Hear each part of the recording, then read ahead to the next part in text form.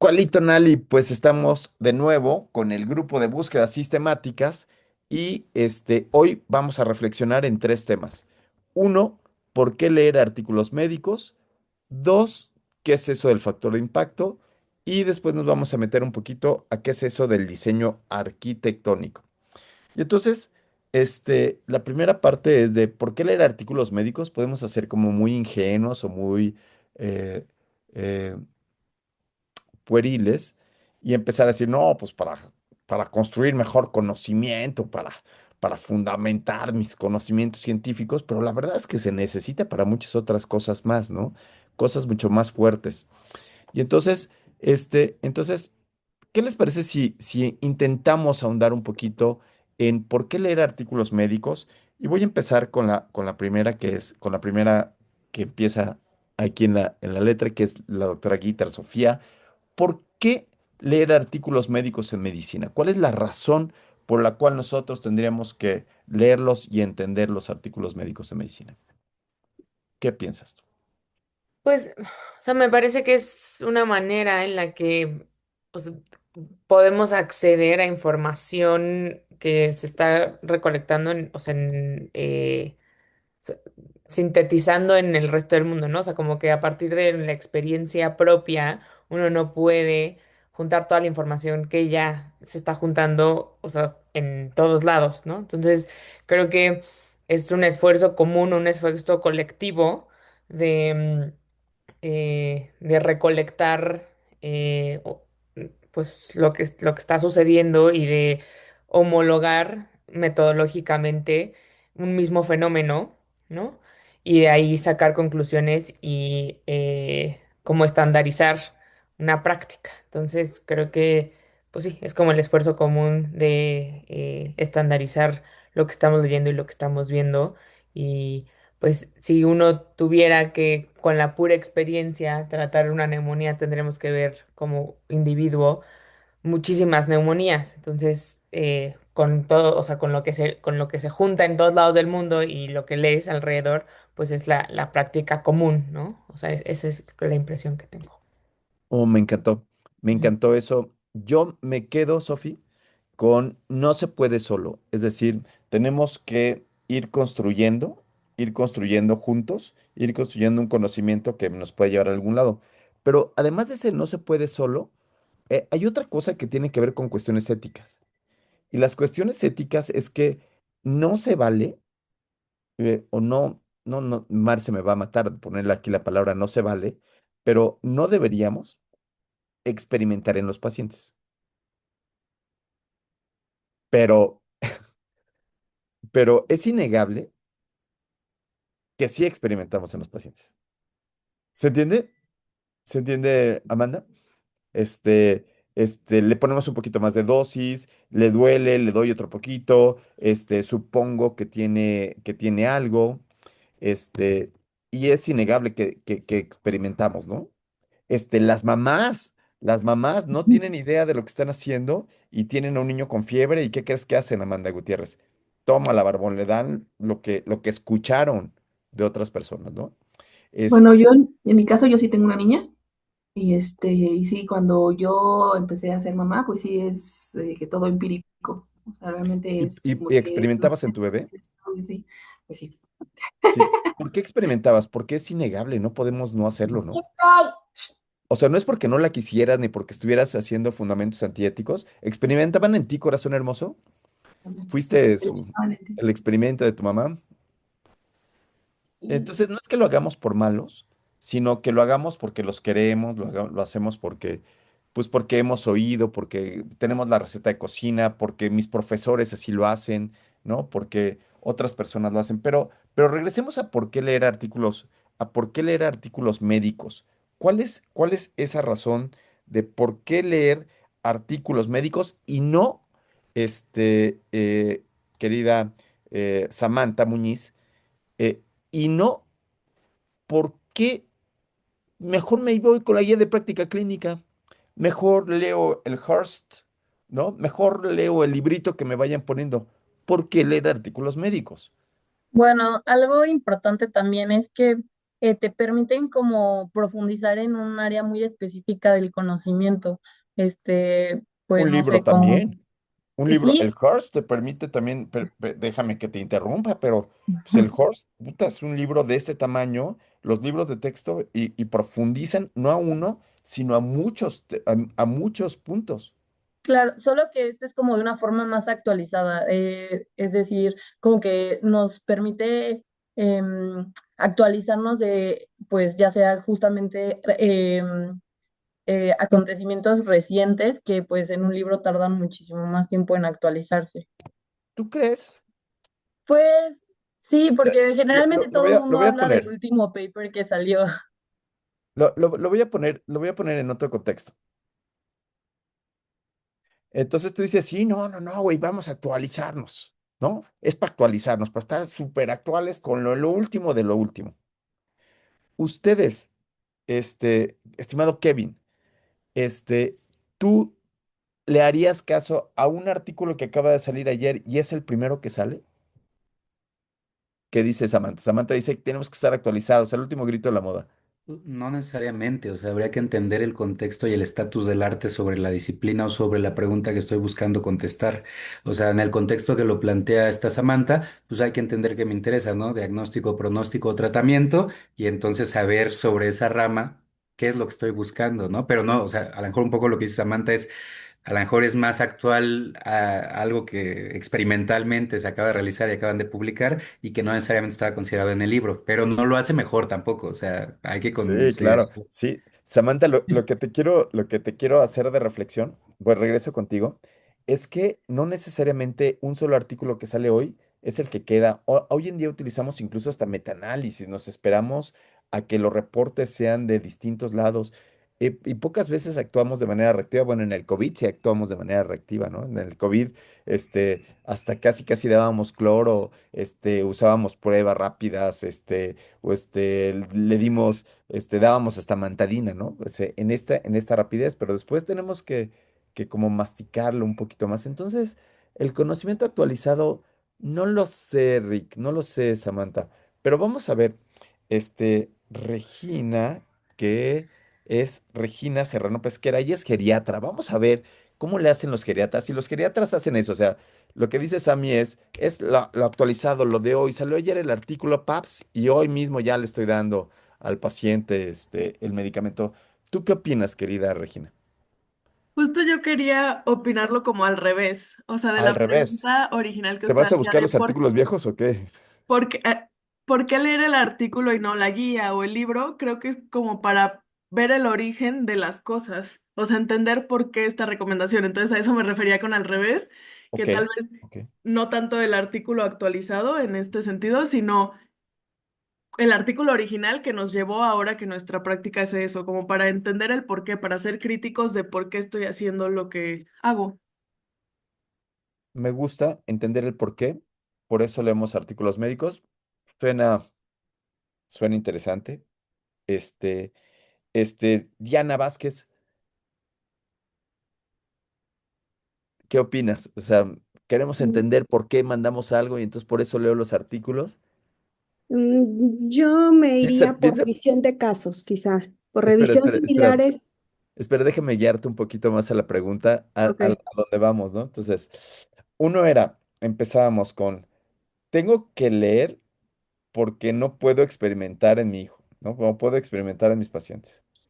Samantha decía, tenemos que estar actualizados y después decimos, sí, pero no tanto porque hay que esperar. Y después espérame dice tantito. Regis, dice, hay que entender.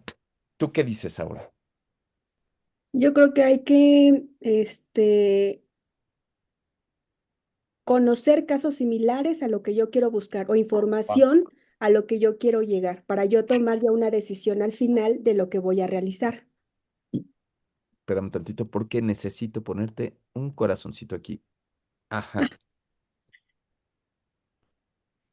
Quizás allí yo tengo este concepto, allí es lo que yo tengo, porque tengo preguntas de investigación y quiero, y quizás un artículo me sirva para resolver preguntas de investigación. Esto de resolver preguntas de investigación, eh, es interesantísimo porque puede ser que no tenga preguntas, ¿eh? Puede ser que sea yo este residente, Dianita, que no pregunta nada, nada más me dicen, a ver, tómale laboratorios, se los tomamos, biometría. No, yo hice mi residencia, Sami, Diana, yo hice mi residencia en Centro Médico Nacional Siglo XXI. Y allí en Centro Médico, Sami, teníamos algo que se llamaba el Centro Medical Special. ¿Sabes qué es eso, Amanda? Diana. No. El Centro Medical Special es que llegaba el paciente y le tomábamos biometría, química sanguínea, electrolitos séricos y como si fuera check-up Como del ABC, combo.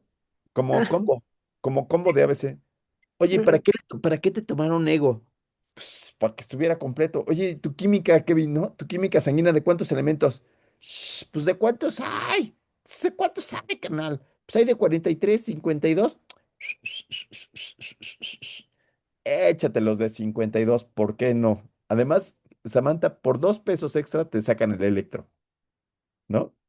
Y entonces, sacábamos todo un combo que a veces no lo sabíamos interpretar porque íbamos solamente para saber si el bebé estaba infectado o no estaba infectado. No íbamos casi teledirigidos, pero pues ahí teníamos laboratorios de todo. No teníamos preguntas de investigación hasta que uno empieza a formularse preguntas de investigación. ¿Servirá la biometría? ¿Qué es lo que me trae? Este, ¿Qué factores de la biometría son los que me importan? Y entonces empiezas a buscar y hay factores como índices de neutrófilo linfocito o comienzas a ver que yo puedo entender que es un riesgo cardiovascular a partir de tantos laboratorios. Entonces, sí, yo creo que los artículos médicos funcionan cuando tengo que resolver una pregunta de investigación. Cuando voy a resolver una pregunta, tengo una pregunta de investigación y la voy a resolver. Tengo muy claro cuál es la pregunta. ¿Por qué? Porque decía Samantha, voy más profundo, no lo sé, ¿eh? Porque un artículo solamente responde a una pregunta. El Horst responde muchísimas de forma muy profunda y te va guiando de distintas maneras, pero un artículo solamente responde una pregunta muy, muy, muy clara. Sí, Sammy. Ah, sí, justo era como algo de lo que comentaba, que es como un nicho muy específico del conocimiento, exactamente cuando tienes una pregunta de investigación en un paciente como que muy concreto que claramente el libro pues no va a resolver esa duda, porque es algo más general. Claro. Y entonces yo creo que los libros y las revisiones narrativas responden cosas muy generales y los artículos responden preguntas de investigación. Yo creo, Regina, que para resolver estas preguntas lo puedo resolver de dos maneras, ¿no? La primera manera decía Sophie Guitar, decía, una manera es, le pregunto al colega que está a mi lado, ¿no? Le pregunto a mi cuate de al lado, pero quizás ahí no esté la respuesta, ¿eh? No esté la respuesta de mi colega. Yo quiero saber qué se está haciendo en todo el mundo. Y entonces yo quiero resolver esta pregunta y no solo con lo que me diga mi colega, ¿sí? No solo con lo que yo experimente, sino que además de todo yo quiero conjuntarlo de manera correcta y yo quiero entender cómo se le dice, ¿sí? Y yo quiero, puede ser actualizar esa misma pregunta que yo tengo, ¿sí? Entonces, me falta solamente Luis. Este, Luis, no sé si tú tengas alguna otra cosa que dijo Kevin. Kevin echó un buscapiés y dejó botando la pelota en el artículo que escribimos sobre el contexto en donde están hechos los estudios, ¿eh? Kevin lo dijo así como que no queriendo la cosa, pero dejó allí que también dependemos del contexto. ¿Qué entiendes tú por estas publicaciones y el contexto donde se realizan, estimado Fer? Luis, ¿cómo te gusta que te digan Eh, Luis o Fer? Siempre te digo Luis Fernando. Fer está bien. Fer, Este, pues es que justo creo que a través de los artículos también se puede tener noción un poco de las necesidades que se tienen, ¿no? No sé si a nivel institución, país, mundo, porque al final surgen como estas preguntas, pero es porque hay una necesidad. Y entonces los artículos, a diferencia a lo mejor de los libros, que son como más teóricos, o como que se centran en una necesidad actual. o en necesidades, o sea, problemas que van ocurriendo, ¿no? Entonces, uno resuelve problemas a partir de los artículos. Pero Kevin, tú quisiera que ahondaras en esto que según yo entendí que estabas hablando sobre el contexto de dónde se hacen las cosas. Sí, claro, y un poco a lo mejor con lo que decíamos de la publicación, esta, sobre todo de las publicaciones nacionales, ¿no? O sea, usualmente tenemos que tener el contexto de dónde viene la información que estamos leyendo o de la pregunta que buscamos contestar, ¿no? A modo práctico, por ejemplo, si a mí me interesa evaluar, no sé, un nuevo fármaco en el tratamiento de pacientes con diabetes y me baso solo en lo publicado a lo mejor en aquellos pacientes ingleses, bueno, estadounidenses, europeos, pero no veo mi contexto mexicano. O sea, ¿qué es lo que hace diferente al paciente mexicano? La dieta, la genética, no sé, el ejercicio, cuáles son los factores ambientales para entonces sí poder buscar una pregunta y una respuesta específica de mi población. Y justo es eso, o sea, como médicos tendríamos que, o como profesionales de la salud, tendríamos que ver un poco el contexto de dónde estoy yo buscando la respuesta y en qué población lo voy a aplicar y la importancia de por qué también revisar fuentes nacionales, la investigación que se realiza en México, ¿no? Y qué es lo que hay sobre nuestra población en el contexto, sí, del conocimiento universal. Exacto. Bueno, de eso se trataba exactamente el artículo que les había mandado, de cómo eh, tenemos también esta necesidad de resolver preguntas en nuestro entorno. Y entonces yo creo que podríamos concluir que uno lee artículos médicos para resolver una necesidad o un problema, resolver una pregunta de investigación. Pero no podríamos negar que también hay otra parte importante que es dónde está publicado, ¿no? Entonces, no siempre queremos todo o no tendríamos por qué creer todas las cosas que están publicadas. No todo lo que brilla es oro, ¿no? Entonces, hay de revistas a revistas, hay de artículos a artículos, y hay algo que es el factor de impacto. Entonces, el factor de impacto es como medio controversial. Y entonces, no sé si en esto quisieras, sigo teniendo aquí a Eunice y a Juan, pero no sé si ya llegaron. Eunice, Juan, no han llegado todavía, nada más prendieron la cámara. Sí, me encuentro Muy creo bien. que estoy en cirugía, doc.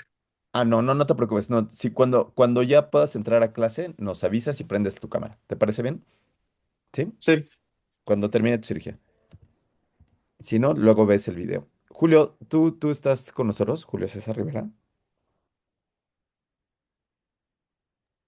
Hola, hola, sí, No, sí, estoy aquí.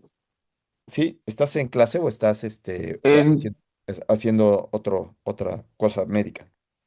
no, no realmente, pero me acabo de dar cuenta que no tenía la cámara prendida. Ah, perfecto. Julio, ¿tú a qué te dedicas? Hola, soy médico intensivista. Bueno, soy residente segundo grado, estoy en el ABC. No estás poniendo un catéter ni nada, ¿verdad? No, no, no, justo No, hoy no, no, no. me tocó estar en el hospital. Sí, ok. Pero sí, ¿no estás siguiendo en la clase o me espero un poquito?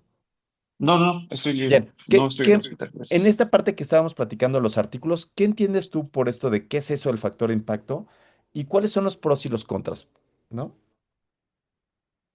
Sí, bueno, el factor de impacto se refiere a qué tanta relevancia tiene una revista, en este caso una revista médica, en comparación de otras, qué tanta relevancia en el mundo médico tiene, es decir, qué tanto se ha citado, qué tanto tiene igual, algunos en factor de impacto está relacionado con los filtros que tiene, entonces se infiere que el factor de impacto está relacionado directamente con, con la calidad de los estudios. Entonces, al referirse buscar el factor de impacto es recalcar que un estudio o artículo médico pueda tener más peso que otro, que muchas Más veces peso. puede haber, Más exacto, peso más y más peso en el calidad. ámbito.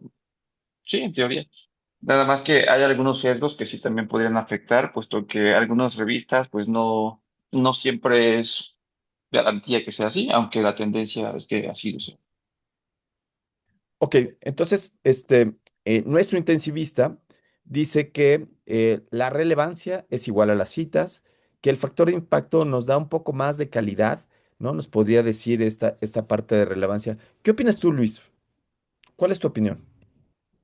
Mm, o sea, coincido con respecto a la parte de calidad porque al final es el número de citas por publicaciones como en un periodo de tiempo.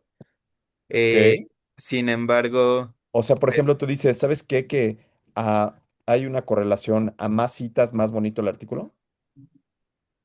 pues tendría que tener como un mayor sustento, ¿no? O ser como tener un menor sesgo. Eh, Ah, espérate. Eh, Estás hablando de sesgos. Eso no mide la cita, ¿cierto? no, Por ejemplo, vamos a pensar cuál es uno de los artículos más citados del llama. El artículo donde las vacunas provocaban autismo. Es un artículo completamente sesgado, es un artículo contrario a la ciencia, es un artículo dañino. sí, sí, justo a eso iba, como de, pues al final depende del escritor que interpreta el artículo y que lo va a citar. Entonces, si bien habla o se busca que tenga calidad la revista, puede generar pues que tenga un alto factor de impacto, sin embargo, la información no es la mejor, ¿no? O a lo mejor es la de fácil acceso, porque también hay algunas publicaciones que son muy buenas, pero son de muy difícil acceso, y entonces va a reducir el factor de impacto porque casi no se van a citar. Ah, Entonces, pues es como un arma de doble filo en ese sentido. ok, Regis, entonces ven lo que vamos. César, nuestro intensivista, dice, las revistas que tienen mayor factor de impacto son mejores porque tienen más citas, porque dan más calidad. Pero Luis nos pone un poco a pensar si tener muchas citas son buenas. Y también nos pone a pensar que hoy en día ya tenemos algunos artículos que les llaman que están en open access, que quiere decir que están más disponibles. Y hoy en día esos open access son los que tienen más likes, más citas, más cositas. ¿Qué piensas tú, Regis, con esto de el factor impacto? Pues creo que, o sea, sí la tendencia es que haya más calidad en este tipo de, bueno, en las revistas con mayor factor de impacto, pero creo que, espero no meterme en la boca del lobo, pero pues también es como como un ciclo vicioso. O sea, entonces, lo mismo que decía el artículo que leímos, ¿no? O sea, al final, los mejores investigadores o las investigaciones más profundas, pues se van a enviar a a estas mismas revistas y entonces no vamos a salir de este ciclo. Entonces no estamos dejando que otras revistas, no le estamos dando esta oportunidad a otras revistas, entonces llega a haber pues esta mafia de la información en la que tanto ciertos autores se van a publicar más porque ya tienen cierto renombre en esta revista, tanto que estas revistas cobran mucho por incluso que revisen tus artículos.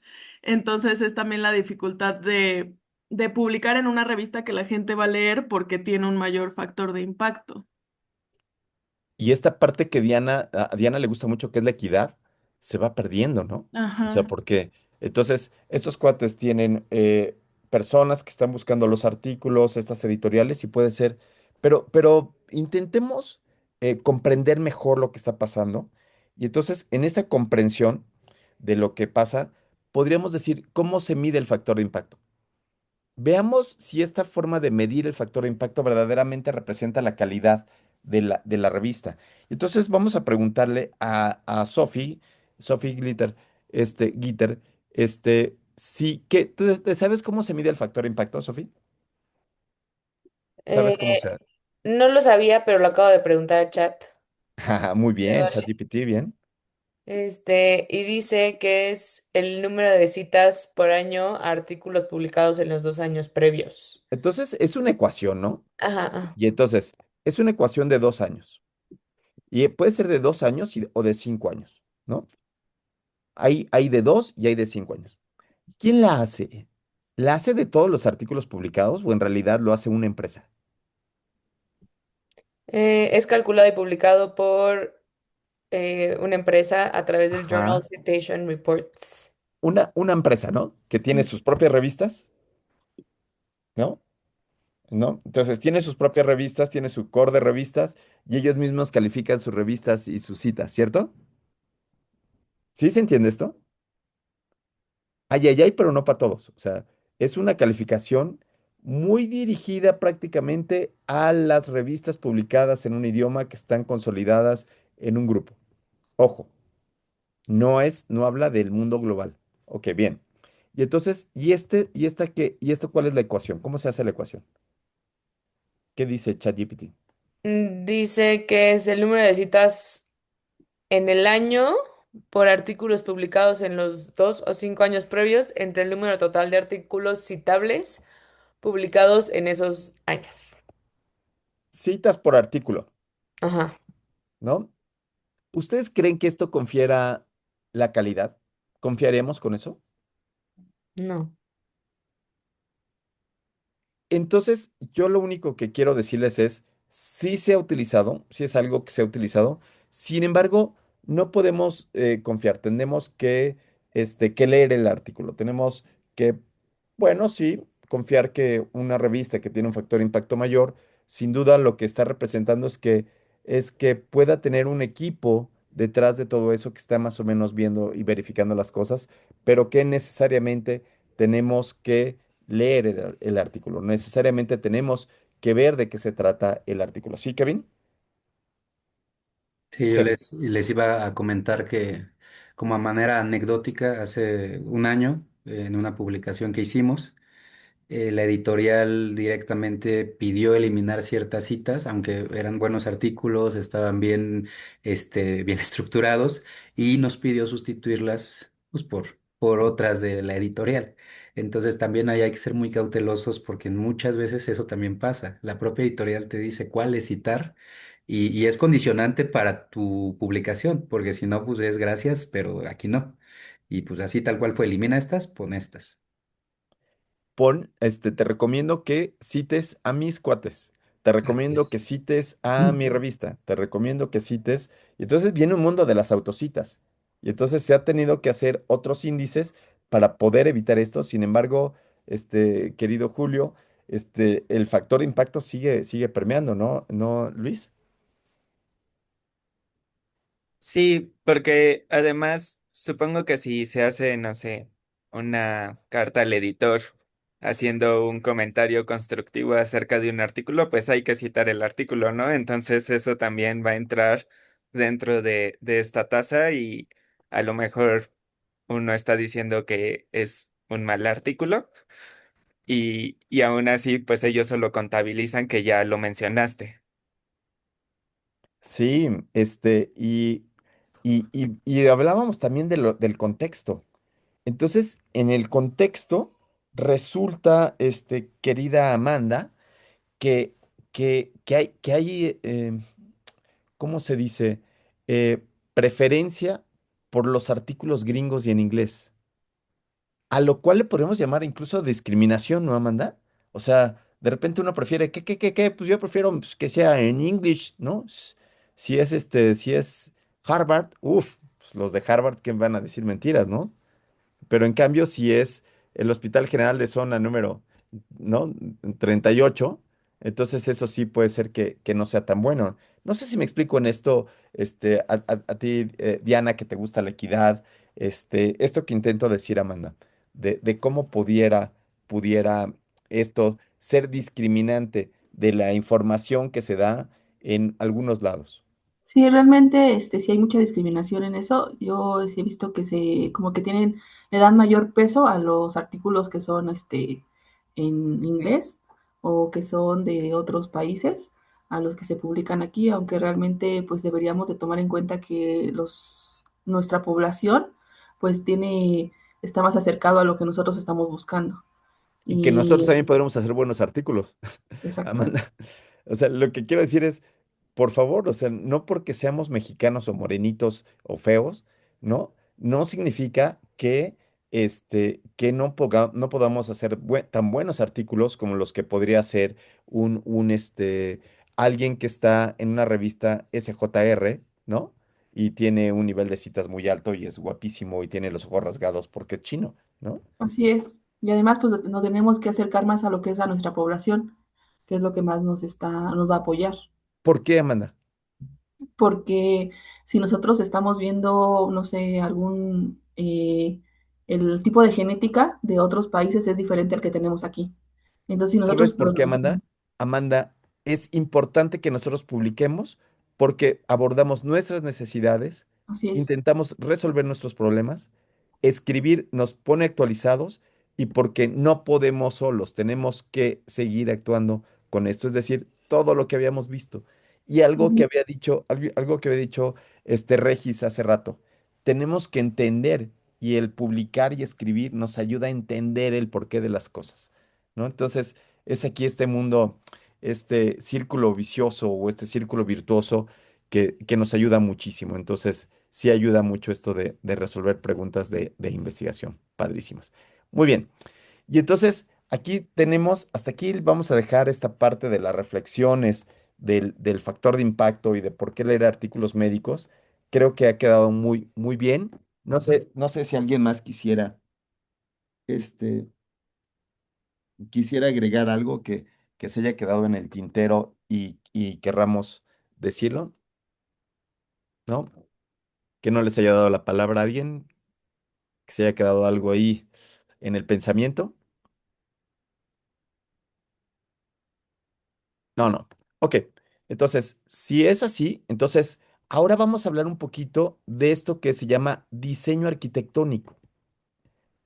¿Qué es eso? ¿Qué leyeron ustedes? ¿Qué es el diseño arquitectónico? Y nos quedamos con la buena Amanda, pero sigue Samantha R1 de Caro. ¿Qué es eso del diseño arquitectónico? ¿Y quién lo propuso?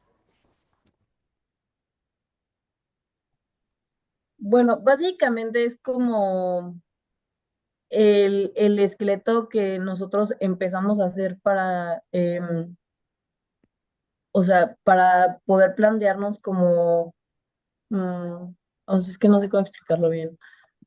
A ver, Ajá, déjenme pensar. O a sea, ver, como, para poder plantearnos que, o sea, o sea, para poder resolver nuestra pregunta y la metodología que vamos a llevar a cabo. bravo. Entonces, esto está diseñado para resolver preguntas de investigación. La primera parte, la más difícil de resolver una pregunta de investigación, es tener la pregunta. Si yo no sé preguntar de manera adecuada, estoy perdido. Voy a poner un ejemplo.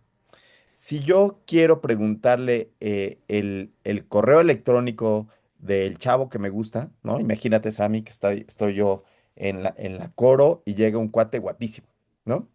Y le quiero preguntar su teléfono para ver si quiere salir a ver Electros conmigo. Y en lugar de preguntarle su teléfono, ¿qué crees que hago? Le pregunto,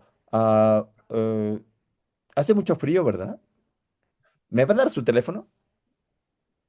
No. No me va a dar su teléfono. Entonces, la primera parte es intentar ponerle pies y cabeza a las preguntas de investigación. Pero para estos pies y cabeza tenemos dos tipos de preguntas de investigación, ¿sí? Tenemos dos preguntas de investigación. ¿Cuál y cuál? ¿Cuáles son los dos puntos básicos que dice el diseño arquitectónico?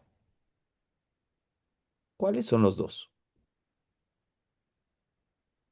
¿Qué les parece si le preguntamos a Kevin? Sería ¿Cuáles estado son los basal y dos tipos? desenlace. O ¿Cuáles sea, son los dos tipos de preguntas que podemos hacernos? inferenciales y descriptivas, o cómo sería. No. Lo que dice el libro, lo que dice el artículo es que las dos tipos de preguntas es que tengo unas preguntas que son de causa-efecto, a lo cual le llamaremos de causalidad. ¿Sí? ¿Sí, Kevin? Sí, ¿Y la otra cuál sería? ¿Cuál sería Julio? de proceso. Bravo, bravo, muy bien. Y entonces el otro es de proceso. ¿A qué se refieren los estudios de causa-efecto, Regis? Perdóname, te estoy diciendo Regis por igualadote. ¿Te puedo decir Regis? Es que tengo una niña que se llama Regis, que, que es la amiguísima de mi hijo y la amo y la adoro, porque es así súper linda y así, entonces le decimos Regis. Saludos a Regis si es que algún día ve este video. ¿Te, te puedo decir Regis Sí, de cariño? sí, ¿Sí? claro. Este, Regis, de- ¿qué significa eso de causa-efecto? pues para no ser redundante, diciendo, pues sí, para encontrar la causa de las cosas, ¿puedo poner un ejemplo? O, Ok, puedes o poner un ejemplo, pero sí, sí es causalidad, habla de, por ejemplo, de de por qué cosas pasó algo. Biología. médicas, de cosas médicas, Ujú. y tiene que ver con la causa etiológica. ¿Qué otra? Sí, o sea, iba hacia eso, de Riesgo. por qué pasa algo como factores Factores de de riesgo, riesgo. claro, factores de riesgo, ¿qué otra?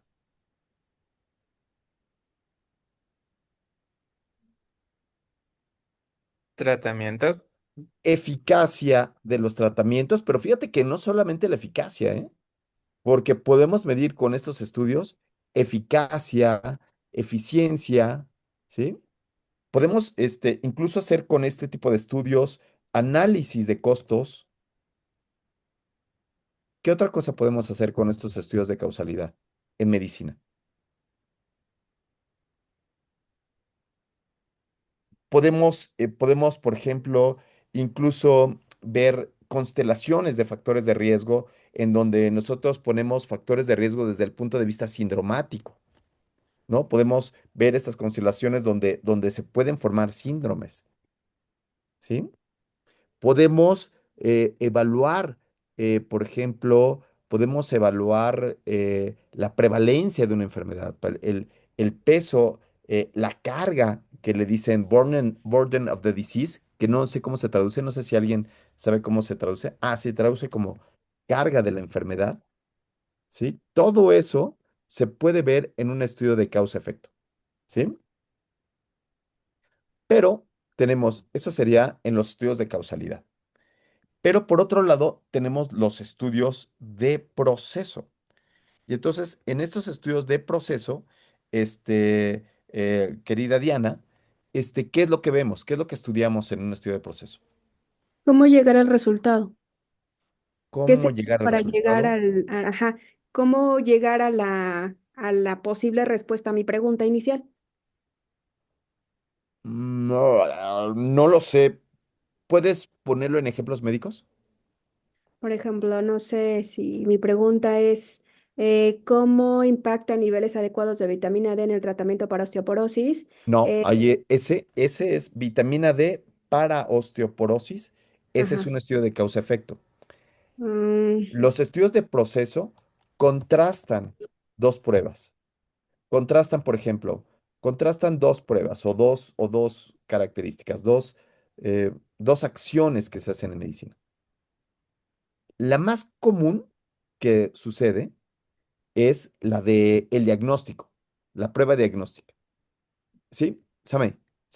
Ay, te digo Sami porque tengo una sobrina que también se llama Sami. ¿Te puedo decir Sami?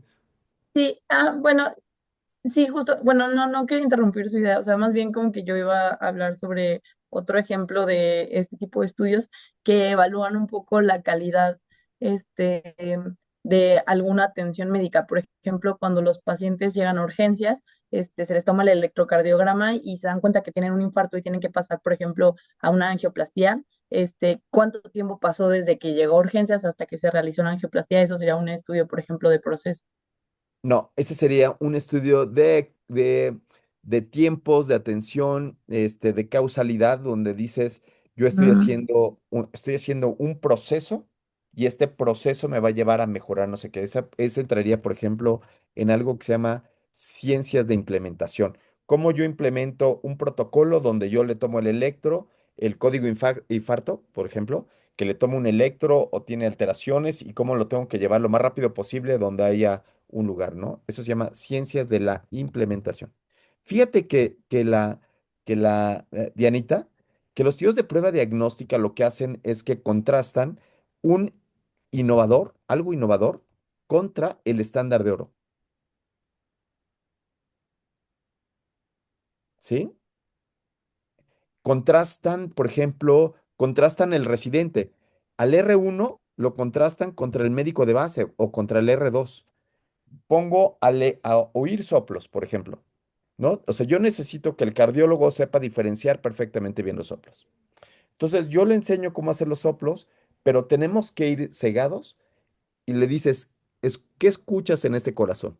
Normal o un soplo. Y después viene otra persona y lo vuelve a escuchar y hacen un contraste entre uno y otro en algo que se llama capa interobservador. Entonces, lo que sucede ahí es que estamos contrastando, estamos viendo, estamos midiendo cómo se mide el proceso. La prueba diagnóstica es muy común porque lo que medimos es la sensibilidad y la especificidad.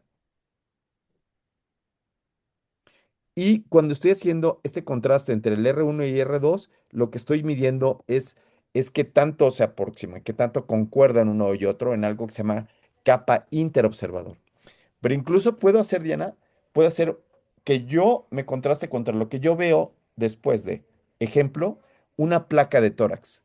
Se la doy a medir se la doy a ver a un sujeto y después de eso, voy a medirla yo otra vez.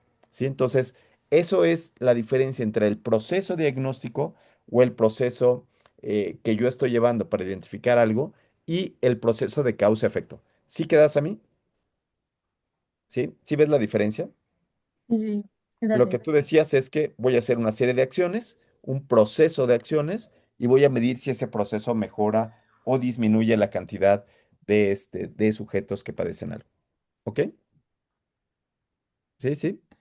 Muy bien. Y entonces, Luis, tenemos que son los estudios de causalidad y los estudios de proceso. ¿Cuáles son las partes que se integran en un estudio de causalidad? ¿Cuáles son las partes elementales de un estudio de causa-efecto?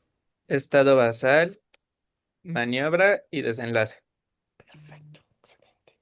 ¿A qué se refiere eso del estado basal? Mm, pues el estado inicial de, no sé, del paciente, eh, de la enfermedad, o sea, pues nuestro punto de partida del estudio, ¿no? Casi responde quién es el sujeto de estudio, a quién estoy estudiando, a cuál va a ser esta particularidad. Y aquí yo tendría que ser lo más preciso posible. Paciente diabético con más de 5 años, que no es lo mismo que un paciente diabético de reciente diagnóstico, ¿no? Y que no es lo mismo un paciente que tiene comorbilidades que uno que no las tiene. ¿Sí? Y entonces, este universo del quién hace que sea completamente la diferencia y sea quizás lo más importante. Hipócrates tenía un dicho. El dicho que tenía Hipócrates decía, prefiero conocer a mi paciente que conocer la enfermedad. ¿Qué te hace pensar esto que decimos, prefiero conocer a mi paciente que a la enfermedad? Querida Sofi, ¿qué significa esto? Bueno, me da la impresión que, o sea, si lo pienso de esta manera, no sé, como infección de vías urinarias, ¿no? Que sabes que Ajá. no son bacterias en las vías urinarias.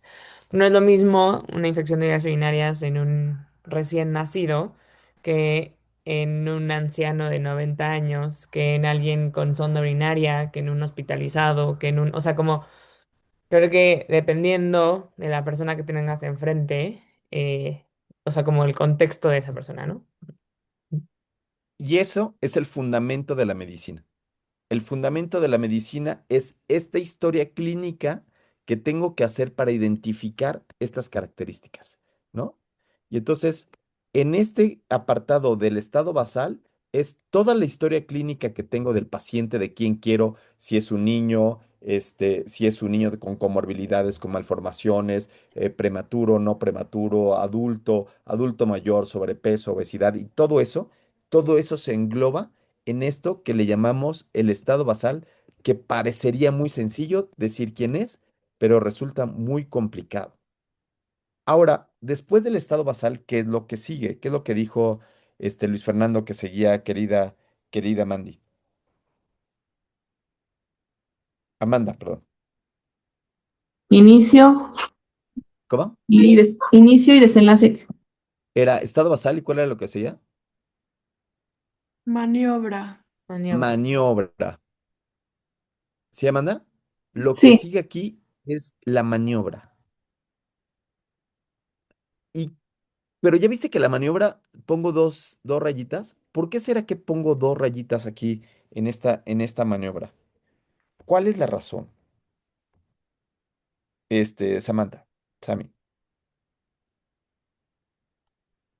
Bueno, o sea, ¿Por qué pongo básicamente, dos rayitas? eh, o sea, pues básicamente la maniobra nos habla de, o sea, de cómo, o sea, qué es, bueno, o sea, no sé por qué ponen las dos rayitas, o sea, pero sé que es como lo que se sospecha que puede causar justamente este cambio del estado basal a la enfermedad. Claro, es como el objetivo primario. Es el objetivo primario. Lo Ujú. que yo quiero estudiar es eso que está ahí en esa maniobra en esos pacientes. Sí, sí, muy bien. Regina, pero ¿por qué tenemos que tener dos rayitas? O sea, ¿por qué tengo que tener estas dos rayas de contraste en esto que es casi, casi mi pregunta de investigación? Porque vas a tener dos grupos. Bueno, a veces más, ¿verdad? Pero entonces hay aquellos que sí está la maniobra ocurriendo y aquellos que son el control.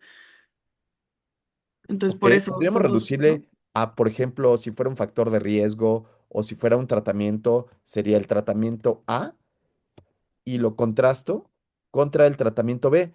Pero por qué no puedo no tener control? ¿Por qué, pues no, pues, qué? Así, güey, sin control, así va, que va, pues qué. ¿Por qué nada más voy a hacerles esto que decía Samantha, código infarto y no lo contrasto contra nada? ¿Por qué tendría que tener ese contraste, querido Ríos, Kelvin? Porque Kelvin? lo que estamos buscando a través del diseño que llevamos a elegir para responder una pregunta en investigación es que nuestras poblaciones sean lo suficientemente comparables entre ellas para entonces poder hacer alguna inferencia. Si yo no hago un grupo control, entonces no puedo explicar el fenómeno que estoy observando, o sea, en medida de lo posible, en que los grupos son diferentes solo en la exposición o solo en la maniobra. Entonces necesito controlarlo contra lo que sea, dependiendo el tipo de estudio. O sea, si es ensayo clínico contra una terapia o contra el placebo, si es una corte, pues el expuesto versus no el expuesto, si es un caso si controles versus el factor al que estuvieron expuestos anteriormente, o sea, pero depende, pero justo es buscando que mis poblaciones sean comparables y que pueda aseverar que lo que estoy encontrando es por la diferencia en la exposición. Entonces, la medicina se basa prácticamente en esto. Se basa en el contraste, en le doy el tratamiento o no se lo doy. ¿Es un factor de riesgo o no es un factor de riesgo? ¿Es un factor etiológico o no es? Y para encontrarlo, lo que se hace es que se tiene que contrastar. Y entonces, uno de los principales personas que conocía esto se llama René Lenec. René Lenec fue uno de los principales que decía, tiene el soplo o no lo tiene, va a tener alguna característica y eso se va a contrastar con eso o no. Pero además de todo, ya se volvió fundamental porque ya después vinieron las hipótesis. Y entonces, en esta parte de las hipótesis, yo empiezo a crear hipótesis a partir de aquí y creo un fenómeno que se llama el hipotético deductivo. ¿No? Entonces, tengo una hipótesis como tal y entonces siempre tendría que tener un control, siempre tendría que tener algo contra lo que le estoy contrastando. Fumar es malo, fumar es contra no fumar. Pero entre fumar hay muchas preguntas, ¿eh? Fumar vapeando, fumar con un cigarro, más de 5 cigarros, más de 10. Y vean ustedes cómo esta maniobra tiene que estar completamente especificada. No es lo mismo fumar y tomar, no es lo mismo fumar con café, no es lo mismo fumar, ¿sí? ¿Me explico? Entonces, vean ustedes cómo esta maniobra no es tan sencilla como lo que parecía, pero sí sabemos que es lo que quiere estudiar y es lo que intento hacer para resolver mi pregunta de investigación. Perfecto. ¿Y cuál sería el desenlace? Perdón, ¿cuál sería la última parte? Ya, ¿de qué color? ¿Quién se comió la caca del kebab? No, bueno. Ok, ¿y cuál? ¿Cuál es la parte que nos falta, Julio? Se refiere a los resultados, o sea, a la medición de los resultados. Es En el diseño decir, arquitectónico, me refiero, en el diseño arquitectónico tenemos estado basal, maniobra y ¿qué falta? el desenlace. Bravo, Sí, y ¿no? bueno, aquí se refiere a, pues, o sea, se puede decir qué casos se han presentado de acuerdo a la investigación. O sea, si los resultados de la maniobra comparativa corresponden a lo que incluso nos pudimos haber hecho antes, como la pregunta de investigación, a su vez, o mencionando incidencia, prevalencia de casos nuevos, así. Ok, pero necesito, ya nos diste casi toda la clase, pero yo necesito que te concentres en este desenlace. ¿Qué es eso del desenlace,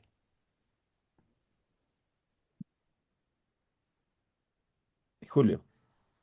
Pues se refiere al resultado, ¿no? O sea, se Ok, refiere a qué es puedo, lo que se puedo, obtuvo después de las maniobras. si me dejas el resultado, no lo sé, Rick, no lo sé, me queda corto, porque hay de resultados a resultados. Voy a poner un ejemplo. Este, yo tengo un residente y el residente me entrega al paciente y me dice, este, aquí le entrego el paciente. ¿Y qué le hiciste? No, le puse una carga. ¿Y qué pasó? No, pues orinó 2 mililitros. ¿Qué? ¿Orinó 2 mililitros? Sí, pero cuando me entregaron el paciente no orinaba nada y pasó de 0 a 2 mililitros. ¿Eso es importante?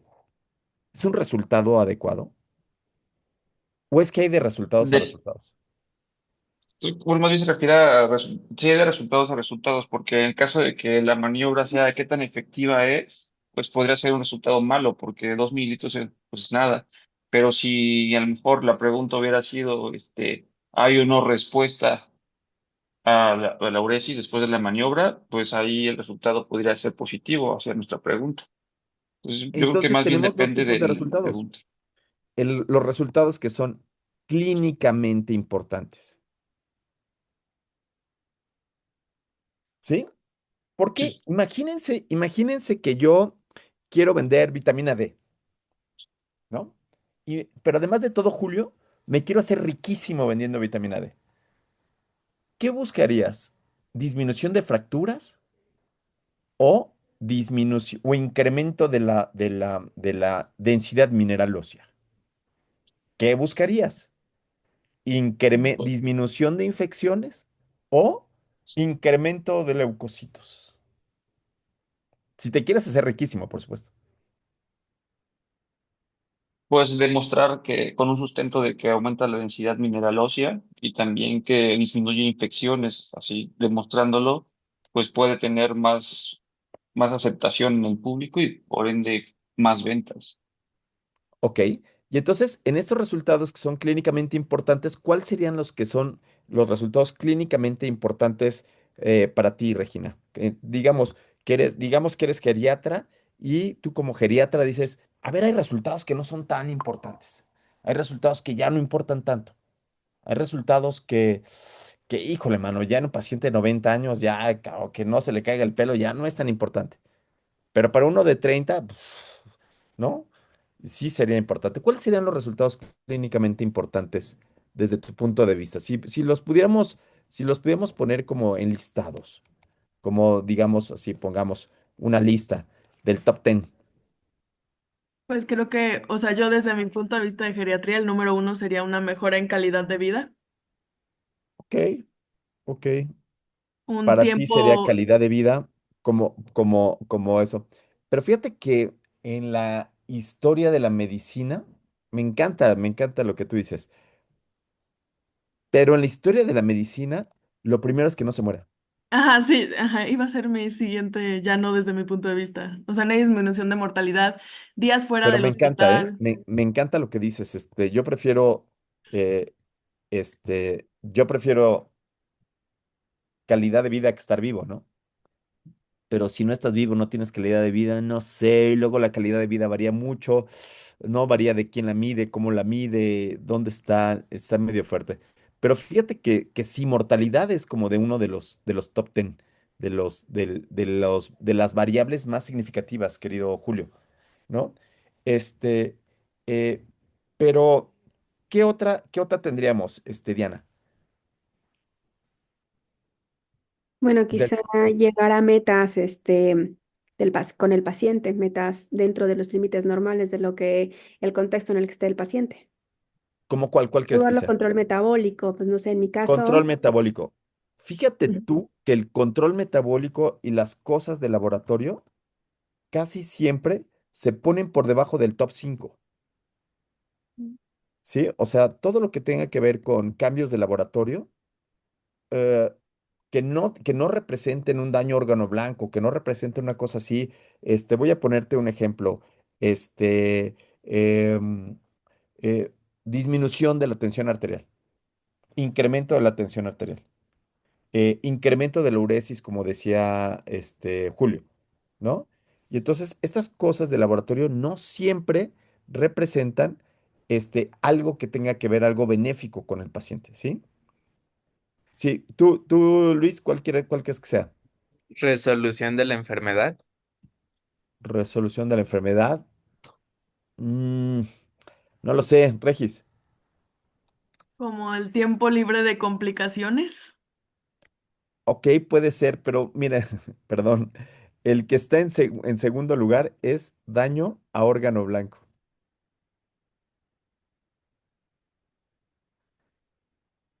Si yo puedo prevenir que no se muera y puedo prevenir que no quede con una lesión permanente a un órgano, entonces esos son los desenlaces más altos. Samantha, Sí, yo justo iba a decir como progresión de la enfermedad. progresión de la enfermedad, yo creo que ese va a quedar como por acá abajo. Porque después de daño a órgano blanco permanente, hay un este, daño a órgano reversible.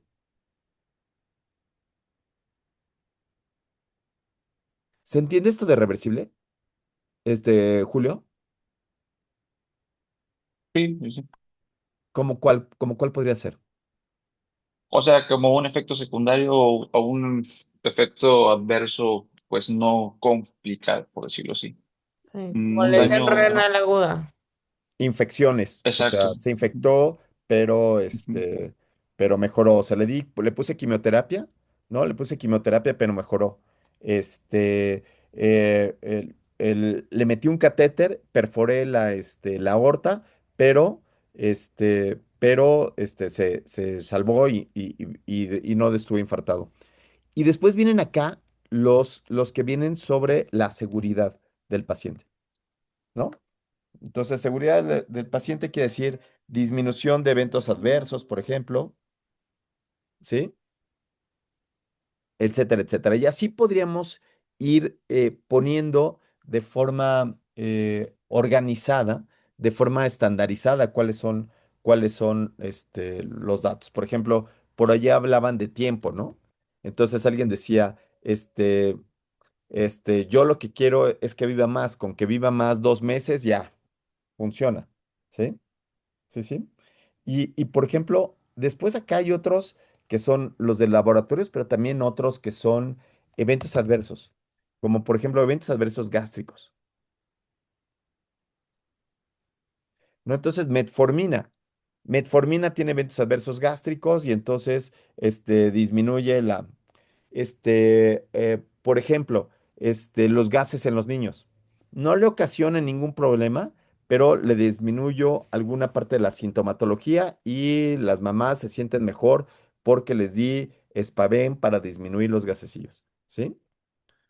Entonces, esto quiere decir que cuando yo estoy haciendo una pregunta de investigación, yo tengo que plantearme qué es lo que quiero, qué es lo que quiero mejorar con el paciente. Y entonces, en este sentido, es que yo tengo algo que se llama P de paciente, I de intervención, C de comparador y O de outcome. Y entonces, así puedo diseñar preguntas que vamos a ver la próxima clase. La próxima clase vamos a hacer un taller de búsquedas y taller de preguntas. Entonces, la primera parte vamos a empezar a hacer preguntas de investigación, a ver cómo entran, cómo quedan sus preguntas de investigación. Por favor, vamos a leer de nuevo este artículo 1 del doctor Talavera, que es el de diseños metodológicos, para que quede muy claro qué es esto de la palabra pico. Y, y bueno, esto es para las cosas experimentales. ¿Se entiende? ¿Se entiende esto de experimental? O sea, cuando estoy contrastando, yo hago un ensayo clínico aleatorizado y contrasto un tratamiento A contra un tratamiento B, Pero, ¿qué pasa cuando es un estudio observacional? ¿Cómo quedaría el acrónimo? ¿Y por qué sería esto importante? EQ. Sí, De Regis. exposición en lugar de intervención. Bien. Entonces, queda igual, ¿eh? Es la misma circunstancia. La misma circunstancia. Peco. ¿Sí? Sí, sí. Y esto parece sencillo, pero en el mundo de la metodología hubo peleas durísimas, en donde decían que los ensayos clínicos o los estudios experimentales, y lo decía el doctor Ronald Fisher, decía que los estudios experimentales eran mejor que los estudios observacionales. ¿Entienden esto? ¿Y por qué no es así? ¿Por qué son exactamente iguales? Amanda. Sí, no, no, sí, sí, Regis. No iba a decir porque se usan para diferentes cosas. O sea, hay cosas que nunca vas a poder hacer como un ensayo experimental. Por ejemplo, factores de riesgo no le voy a poner a fumar yo activamente a las personas como maniobra, sino que debe ser observacional por mera ética. Te lo cambio, te lo cambio. Se hizo el ensayo clínico aleatorizado para encontrar si la vitamina D disminuía el número de fracturas. Y al grupo que le dieron vitamina en el ensayo clínico, los viejitos estaban ingresados, dije los viejitos, pero quise decir los adultos mayores, estaban ingresados en un centro, donde los tenían copados, en donde el piso estaba perfecto, donde estaban en las mejores condiciones y encontraron que efectivamente sí. Pero en la vida real, en el estudio observacional, los pacientes no se toman el medicamento, van a las fiestas con tacones, le estás diciendo, abuelita, no se ponga tacones, porque, y pone los tacones y se mete por donde no. ¿Me explico? Un estudio observacional nos ayuda a tener otras hipótesis y ver qué es lo que está funcionando. Por eso es que no hay diferencia entre un estudio experimental y un observacional. Bueno, sí la hay, pero tendrían que ser complementarias. ¿Ok? Por eso es que son muy parecidas las palabras pico y la palabra peco. Pero después vienen los estudios de proceso. En los estudios de proceso, resulta que este estado basal, maniobra y desenlace es un poquito distinto. ¿Alguien sabe por qué es un poquito distinto?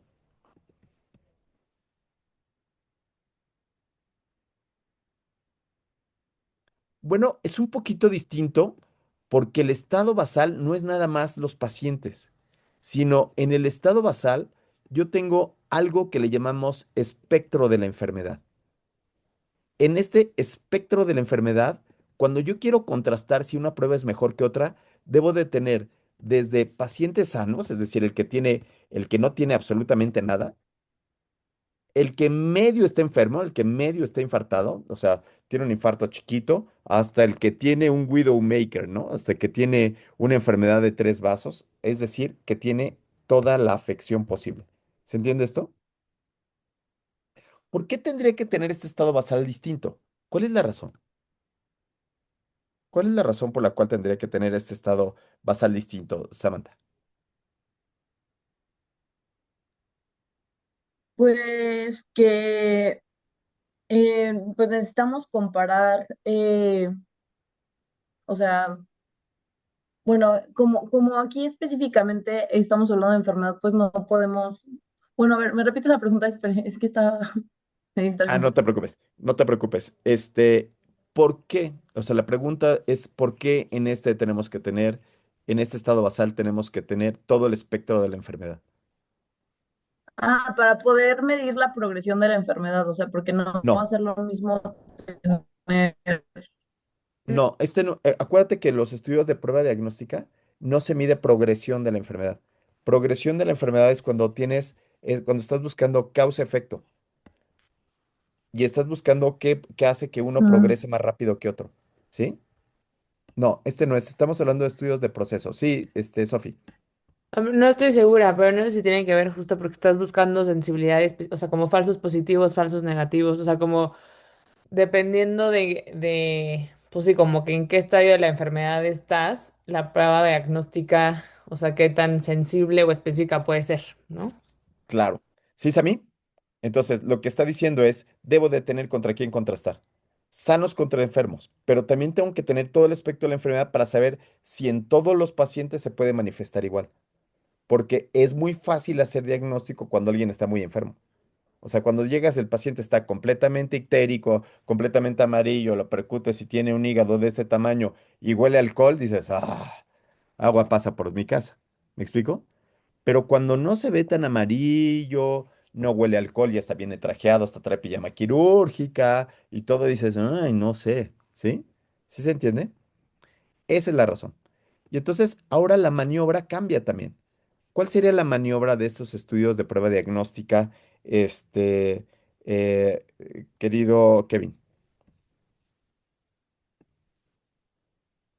No sería justamente, o sea, si estamos hablando de una prueba diagnóstica y la población y la maniobra que le vamos a hacer, pues sería justo el instrumento que vamos a utilizar para la medición, ¿no? O sea, la prueba en sí. Aquí le decimos que es una prueba que es la prueba innovadora, la prueba nueva, lo que queremos probar. ¿No? Yo tengo una prueba rápida nueva, que ahora mide COVID y mide virus sincitial respiratorio y mide influenza, ¿sí? Y la voy a contrastar contra qué la contrasto, El cuál estándar de sería, oro. claro, la tengo que contrastar contra el estándar de oro. Ahora, ¿qué significa, Julio, eso del estándar de oro? ¿Qué es eso? El estudio por referencias que ya ha demostrado resultados. Ok, puede ser, una cosa es el estándar de oro y otra cosa es el estudio de referencia. ¿Cuál es la diferencia de uno y otro? ¿El estándar de oro es el que tiene mejor especificidad y sensibilidad o no? No, el estándar de oro es el que te da el diagnóstico sí o sí. Ejemplo, un tumor de cráneo, ¿no? Tengo un astrocitoma y el estándar de oro, ¿cómo se hace? ¿Cuál sería el estándar de oro? Biopsia. Biopsia. Se lo quitas, vas, lo ves y además le haces inmunohistoquímica para ver cuál es la variedad que pudiera tener, ¿sí? ¿Y cuál sería un buen estudio de referencia? Tomografía. Un ATAC o una resonancia magnética. Y entonces, hoy en día la medicina ha avanzado tanto que no necesariamente siempre tengo que tener la biopsia como tal, sino puedo tener estos estándares de referencia, ¿no? Que Julio le decía que era estudio de referencia, pero nosotros le diremos que son estándar de referencia, ¿sí? Y entonces, efectivamente, lo que nosotros tenemos es que aquí no tenemos, como en estos lugares, una maniobra A contra B que me vaya a dar un resultado clínicamente significativo, sino aquí yo estoy proponiendo una prueba innovadora y la contrasto contra el estándar de oro o con lo que se acostumbra a utilizar, a lo cual le llamamos estándar de referencia. Pero, ¿cuál podría ser el resultado, Diana? ¿Cuál es aquí el outcome ahora? Pues ya una vez que se tiene la innovación, o sea, el nuevo estudio, como por ejemplo el ejemplo que usted puso, ¿no? Del sincicial, COVID e influenza, y el estándar de oro, si el paciente, pues las tres enfermedades dan una sintomatología muy parecida, entonces ya con la prueba innovadora, a lo mejor ya estoy captando más virus sincicial respiratorio, lo que antes no con el estándar de oro o los estudios de referencia. No. Abarco Eh, más, lo- la ¿no? pregunta, Diana, es, ¿cuál es el desenlace de los estudios así como el desenlace de aquí era este resultado clínicamente significativo, cuál es el desenlace de los estudios de prueba diagnóstica o de proceso, Luis? La sensibilidad. Lo que obtengo, Diana, en los estudios es que contrasto el estándar de oro contra la prueba innovadora. ¿Sí? Y el resultado que me da esto es la sensibilidad, la especificidad, los valores predictivos positivos, los valores predictivos negativos y todo lo demás. Sí, sí, es a mí. Sí, exacto. Y también podría ser viabilidad y fiabilidad, ¿no? Como, pues, si realmente si vuelvo a hacer esa prueba, se vuelve a repetir el resultado. Claro, puedo medir costos también, ¿no? Puedo medir cuánto me cuesta ver más. En este paciente, en estos residentes que estoy yo entrenando a oír soplos, en donde lo estamos entrenando, podemos ver la concordancia entre las mediciones, ¿sí? Es decir, la estandarización de los productos, pero en general podríamos decir que sería sensibilidad y especificidad, ¿sí? Claro, también no podríamos dejar de ver valores predictivos positivos, valores predictivos negativos. Esto quiere decir que yo cuando estoy en este sentido, lo que estoy haciendo es que tengo este acrónimo, la P de pacientes, en donde esta P de pacientes tiene que ver con todo esto que decíamos que era el espectro de la enfermedad.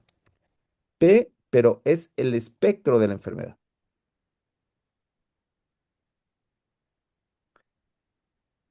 ¿Sí?